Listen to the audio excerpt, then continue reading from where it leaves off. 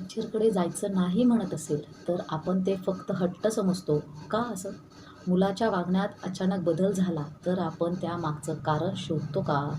आणि सर्वात महत्त्वाचं, आपण मुलाला हे शिकवलंय का, की कोणीही तुला मारलं, घाबरवलं, तर तू मला लगेच येऊन सांगू शकतोस आणि मी तुझ्यावर विश्वास ठेवेन.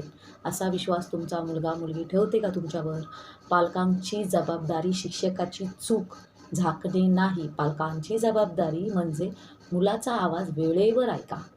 कारण कधी-कधी मूल संकेत देत असतात, पण मोठी माणसं ते संकेत हट्ट, नाटक करतोय, शाळेची भीती म्हणून दुर्लक्ष करतात.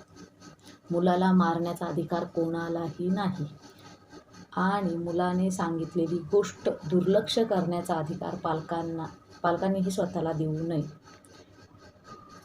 एक मूल सुरक्षित राहण्यासाठी शिक्षकांची संवेदनशीलता आणि शाळेची जबाबदारी आणि पालकांची जागरूकता तिन्ही आवश्यक आहेत.